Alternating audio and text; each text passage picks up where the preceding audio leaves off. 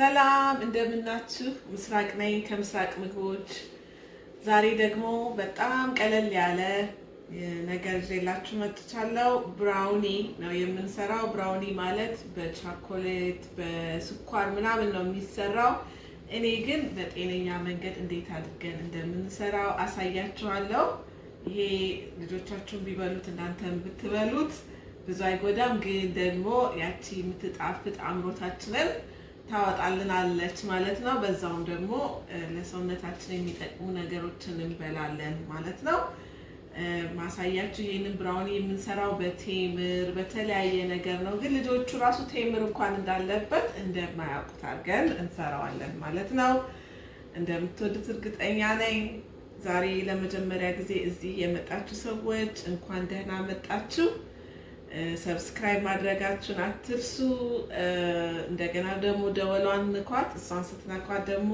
ሬሲፒ በማወጣበት ሰዓት ይደርሳችኋል ማለት ነው ሁላችሁም ሰፖርት ስለምታደርጉኝ አመሰግናለሁኝ እንግዲህ ወደ ስራችን እንሂድ ቴንክ ዩ እንግዲህ ብራውኒውን ለመስራት የምንጠቀመው ቴምር ነው ፍሬው የወጣለት ቴምር በየሱቁ ይሸጣል አለበዚያ ፍሬውን ማውጣት ይኖርባችኋል ቴምሩ ላይ ሙቅ ውሃ እንደዚህ እናደርጋለን ለምን እንዲለሰልስልን ማለት ነው ከዛ ደግሞ ሌላ የሚያስፈልገን ነገር እንቁላል ነው 3 እንቁላል ፓስቸራይዝድ እንቁላል ነው የምጠቀመው ሁሌም የምነግራችሁ ነገር ነው እንደገና ደግሞ 1 ካፕ ኮኮናት ኦይል የቀለጠ ኮኮናት ኦይል 2 ማንኪያ ቫኒላ ኤክስትራክት እናደርጋለን ግማሽ ካፕ ደግሞ አልመንድ ፍላወር ግማሽ ካፕ ደግሞ ሆል ዊት ፍላወር ግማሽ ካፕ ደግሞ ጣፋጭነት የሌለው ካካኦ ፓውደር እንደገና ደግሞ ጨው ከዛ ደግሞ 1 ተኩል ማንኪያ ቤኪንግ ፓውደር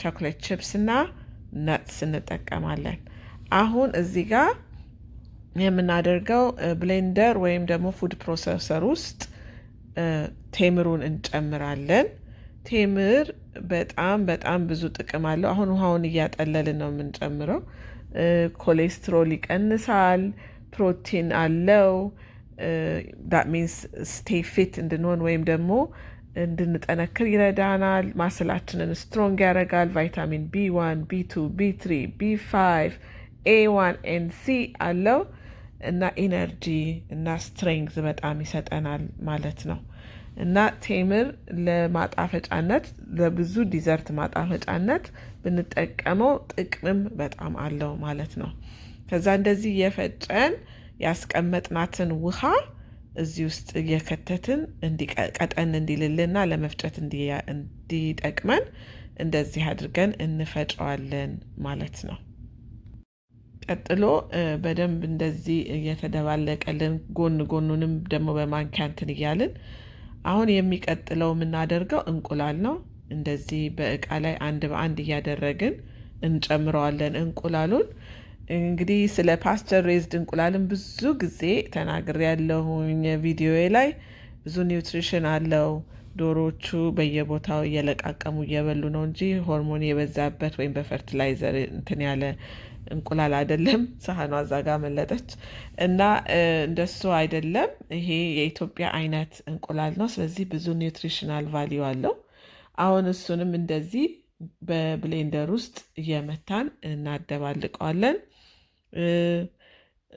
ጎኑን አሁንም ወደታች እያለን በደንብ እንዲቀላቀልልን ማለት ነውና ቀጥሎ ኮኮናት ኦይሉን እናደርጋለን 1 ካፕ ኮኮናት ኦይል ነው የምናደርገው ከዛም ደግሞ 2 ማንኪያ ቫኒላ ኤክስትራክት እናደርግና እሱንም አንድ ላይ እንመታዋለን እንደምታዩት ይሄ ነገር በጣም ቀላል ነው ብዙ ማብኪያ ነገር አያስፈልግም ሁሉ ነገር ወይ በብሌንደር ወይ በፉድ ፕሮሰሰር መሰራት የሚችል ነገር ነው ቀጥሎ ካካኦ ፓውደር እናደርጋለን እሱም 2/3 ካፕ አንስዊትንድ ማለት ስኳር የሌለበት ኦርጋኒክ ካካኦ ፓውደር ብዙ ጊዜ ካካኦ ፓውደር ጥቅምም ነግሬያችሁ አውቃለሁ እሱም ለኮሌስትሮል ጥቅም አለው አንቲኦክሲደንት ነው ለብሬን ዴቨሎፕመንት ይረዳል እና ስለዚህ እንግዲህ እንደዚህ አይነት ዲዘርት በጣም ብዙ አይነት ጥቅም ያለው ዲዘርት ነው ምንሰራው ያለ ነው ማለት ነው እና አሁንም ጎን ጎኑን እንደዚህ በደንብ ወደ ታች እያደረጋችሁ እንዲደባለቅላችሁ ማድረግ ይኖርባችኋል። አሁን ይሄንን ደግሞ እንደገና በደንብ ካደበላለቅን በኋላ ካካዋ ፓውደራችንን የሚቀጥለው ደግሞ ስቴፕ አልመንድ ፍላወር መጨመር ነው። ግማሽ ካፕ አልመንድ ፍላወር ግሉቲን ፍሪ ነው፣ ፕሮቲን አለው፣ ሎ ካርቦሃይድሬት አለው እና እሱም በጣም የምወደው ዱቄት ነው። እሱም ከኮስኮ ወይም ከሌላ ግሮሰሪዎች ማግኘት ይቻላል። የሚቀጥለው ደግሞ ሆል ዊት ፍላወር ነው። እሱም ግማሽ ካፕ። የሚቀጥለው ደግሞ ቤኪንግ ፓውደር ነው። አንድ የሻይ ማንኪያ ከግማሽ ነው ያደረግኩት።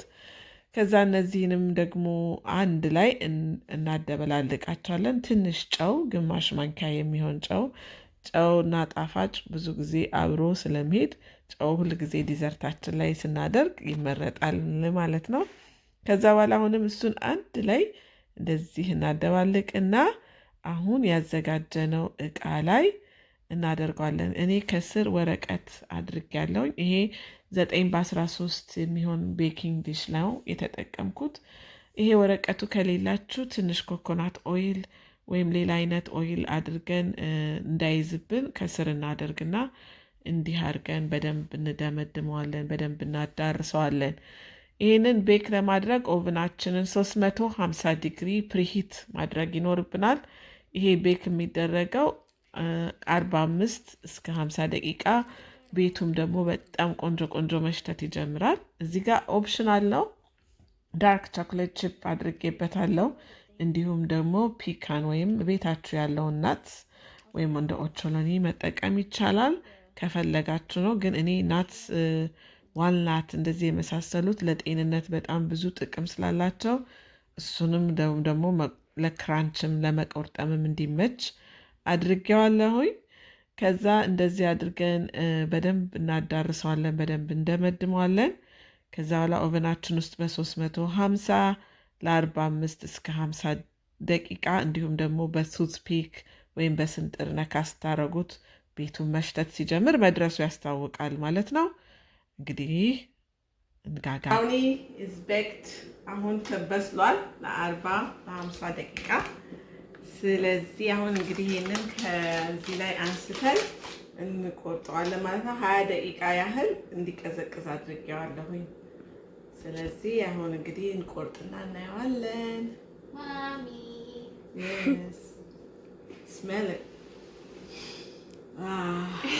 Smells good. Yeah. Yeah, we're gonna try it. እንግዲህ ኬካችን ደርሷል። እንደዚህ አድርገን እናወጣዋለን። ብራውኒያችን አክቹዋሊ እንግዲህ ውስጡ ያለበትን ነገሮች በሙሉ አይታችኋል። ይሄ ልጆቻችንም ቢበሉት እኛም ብንበላው ብዙ ጉዳት የለውም። በዚህ ላይ ደግሞ ጣዕሙ ብዙም አይለይም ከዛኛው ብራውኒ፣ ስኳር ጣፋጭ ከበዛበት ብራውኒ። ይህንን እንግዲህ ለልጆቻችን እንደ ዲዘርት ሰርቭ ማድረግ ይቻላል። ለራሳችንን መብላት እንችላለን። በዛውም ብዙ ጥቅም እናገኝበታለን። እንደምትወዱት እርግጠኛ ነኝ። እንግዲህ ከሰራችሁትም ሌት ሚ ኖ፣ ሰብስክራይብ ማድረግ አትርሱ። በሚቀጥለው እስከምንገናኝ እግዚአብሔር ከእናንተ ጋር ይሁን። አይ